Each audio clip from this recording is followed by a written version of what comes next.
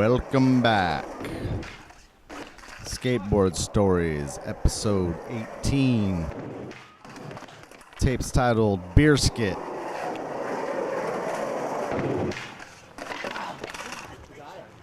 And we got Tony Tieu and Carl Nunez skating a school out in Goleta, California.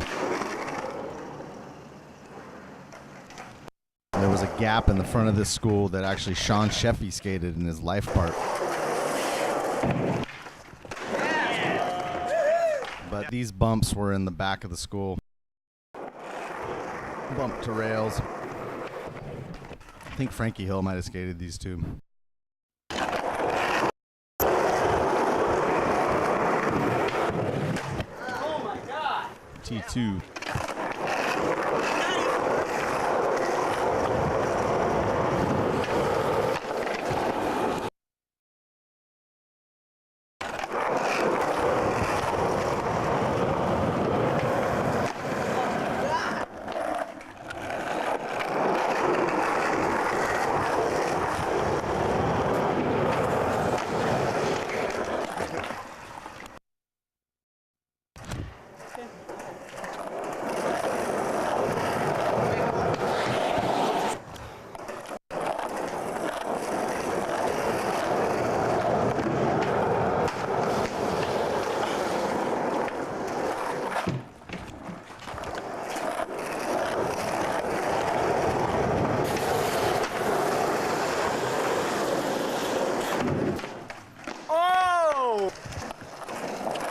Tony Tieu and Carl Nunez doing little doubles routine. Oh! Okay, we got.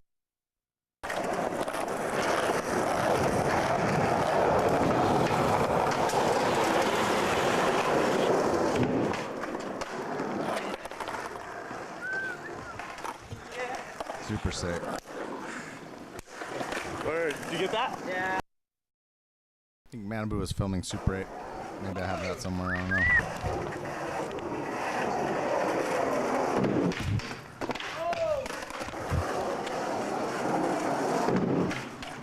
Yeah, Carl. Yeah, Jake.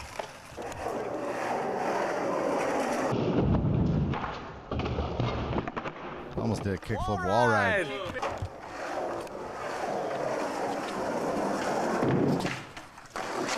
Yeah, Carl.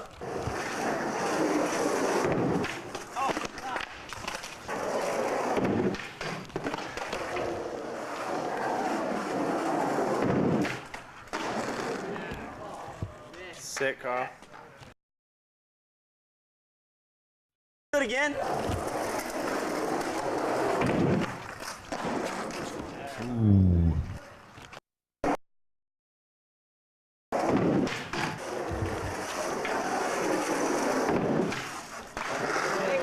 Yeah, Jake. Oh, no stopper. Oh! Yeah, Carl. Oh, shit. Oh!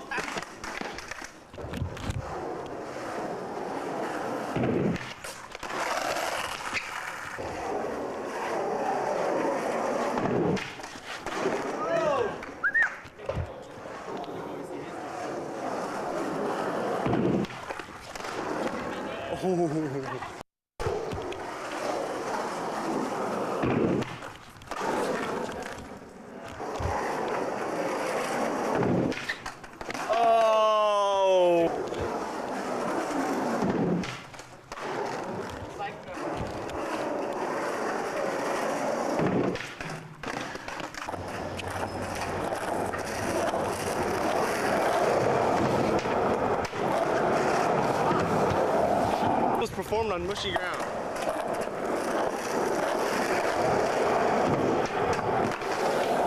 Baseball card, like a garbage pail kid's card.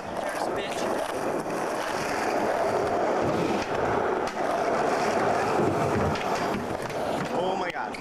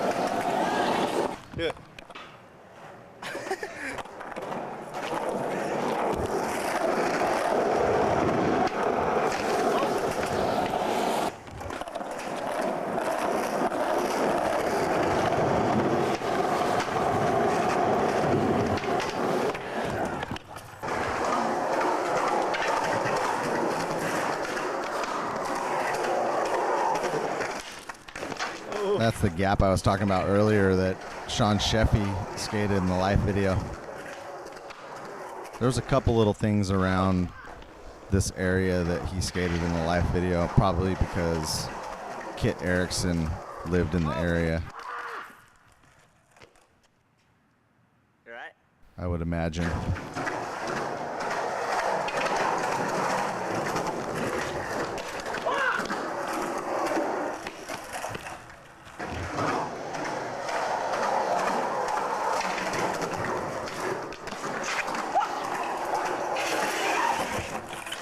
No.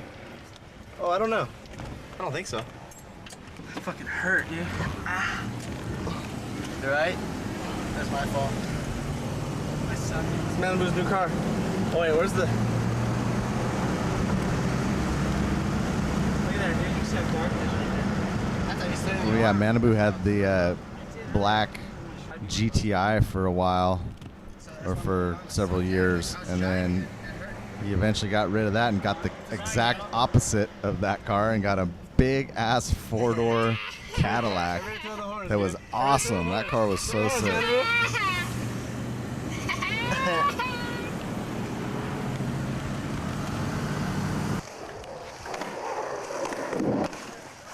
And here we are in Isla Vista, California. Isla Vista is a college town right next to UCSB. They've always had stuff to skate out there. There's always like little ramps and things. I mean, it's a bunch of college kids, so they're always building stuff. Over the years, I've skated many different ramps out there, half pipes, and also just random obstacles and stuff. This was something that somebody built in their driveway. Pretty sick. George Nagai getting his warm up on, a little deck check. Jacob. T2. Oh, shit.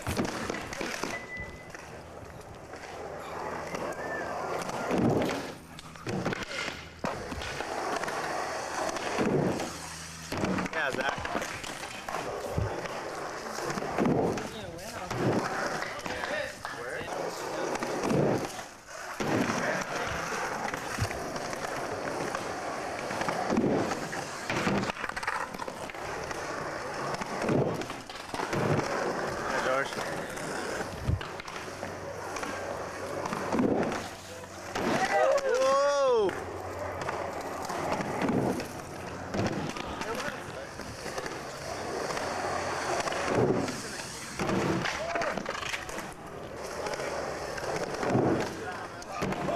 Yeah, George.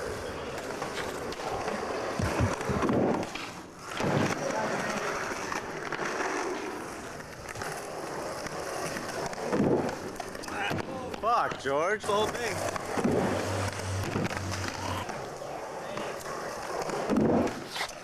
Get it, George. Whoa, that was good, Jet.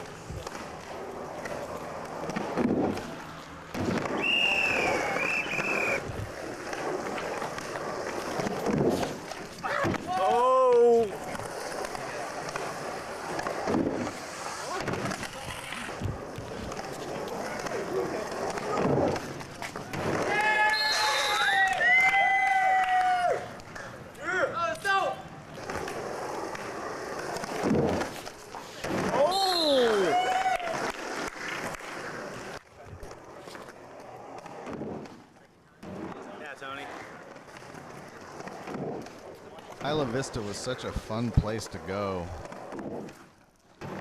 I mean, the usual routine was to just go to UCSB, skate there all day, sometimes take the bus, sometimes drive, sometimes catch a ride. But we go skate UCSB all day and then head into Isla Vista when the sun started getting low, grab a burrito at TA's, or later on in life, the cantina became the spot where we would go. So TA's when we were younger, cantina when we got older. And then, in the younger years, it was go get a burrito after skating UCSB all day and then go find a keg party. And there was plenty, and there was always like really good bands, like sick local bands, sick out-of-town bands. You could find a punk show or just some obscure rock show pretty much every weekend. There was a spot called the Red Barn. There was the Graduate and Isla Vista venue. And then just random house parties, and through word of mouth and talking to people, you'd find out about them. Go see bands like Agent 94. And there'd always be a keg. Usually it's free beer. I can remember going to keg parties for Halloween. Halloween used to be a really big deal in Isla Vista, and then they shut it down. They started closing it off to the general public because so many people would come from out of town. I don't know what it's like nowadays, but for a long time it was really a big deal. And I remember going to an actual like 16 kegger or something like that. My friends were like, yeah, there's a 16 kegger. I was like, yeah, right. We go to this house and there was seriously 16 fucking kegs lined up. I was like, wow, this is insane. And the funny thing is that party, they broke the tap after the first keg, and it was Halloween, so they couldn't find another one. So they had like 15 kegs sitting there full, and all these people showing up to the party. And there's like jock dudes ended up picking up the keg and turning it upside down and pressing on the button, spraying beer all over themselves, trying to get beer out of it. We just moved on. I remember I was with, like, that particular party, I was with my buddy Skip and Kit Erickson, and I think Frankie was there. And man, that shit was just amazing. Those days were so fun. Well, here's the actual beer skit. So I've never shown this to anybody. It was a little out of focus. Like, I set my camera up on a tripod. I don't know what happened. Somehow right when I hit record, I think I already sized up the shot, hit record, maybe autofocus was on or something, and it just went out of focus. So I never ended up using this. And you know, it was just me goofing off and trying to learn how to use the camera, and I had this idea of speeding the whole thing up. And so, you know, we went and sat and drank like a couple of pitchers and just, I don't know, I just wanted to speed it up and put it in the video, but it came out shitty, so I never used it.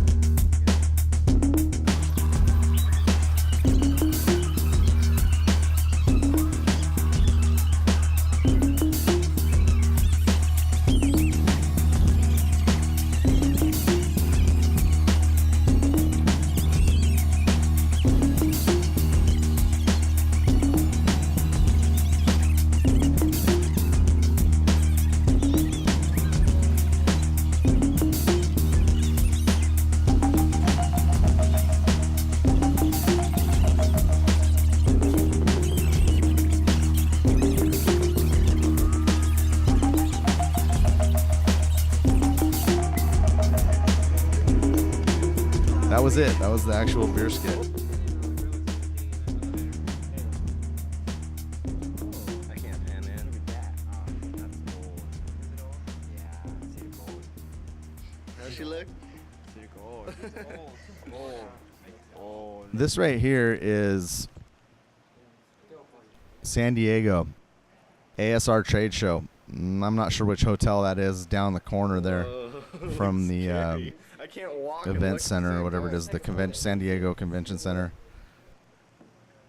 What the hell is that? Is that yours? where they would have ASR every year, See the whole, the action sports retailer trade show. It was like a combination of skateboarding, surfing, bikinis, BMX, you know, active or not active wear, but like I don't even know what you call it. You know, black flies, sunglasses, like all kinds of random like action sports clothing, I guess, stuff like that. But we would go every year for shorties, and they had a booth. I never really had to do much. I would just film and stuff and hang out. You know, try and film some of the demos and contests that they would have going on during the event, or we'd go street skate and get stuff for the church videos or the hardware video or whatever. Good times, though. Those were really fun times. The first several trade shows were fun. Started to get tedious after a while, but the first ones were just great. What you're seeing there is my lens. So I think I might have talked about it before, but that lens right there was one of a kind. I searched and searched for another one and could never find it anywhere. B&H, any Sammy's camera, any spots, like even, you know, wherever I would look around. I asked around. this was before the internet, so I couldn't just type it in. I'm actually, maybe I should look it up and see if I could find one nowadays or find something about it. But it was this lens that I found. God, it must have been in like the paper or something, or like a Trade Express or some shit like that.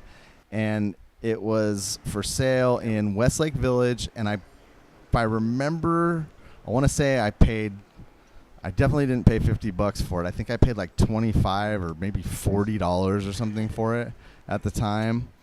And the thing about that lens compared to the other lenses of the day, the fisheye lenses, the fisheyes were all pretty small. There was this certain type, it was like a .42, I believe, and that's Ari Mesa right there, by the way.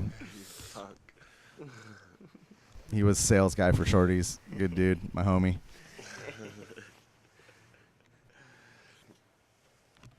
And Fernando Benales.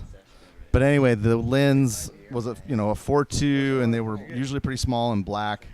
And then I found this lens. It was easily twice as big, if not bigger, than the normal 4.2 lens. It didn't really change, I don't think, the dynamic of how it looked, but just the lens itself just happened to be so much bigger than what other people had at that time.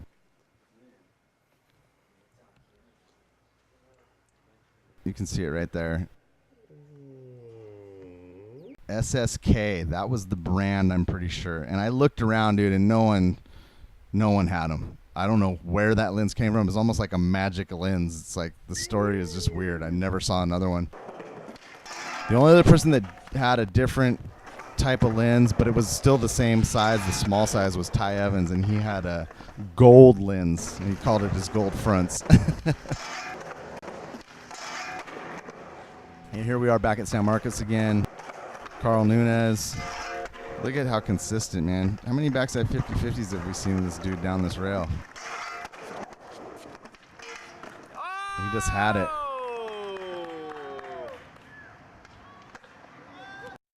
Oh, and there's the line right there with the kickflip. That's probably why we were trying to film it in the other one. So that might have been the continuation. Well, that does it for that tape. And yeah, that last footage there looks like it was the beginning of the session that was previous. Anyway, so that's it for that tape. Thanks a lot for watching once again, man. Appreciate you guys checking this stuff out. Hope you enjoyed it. Peace.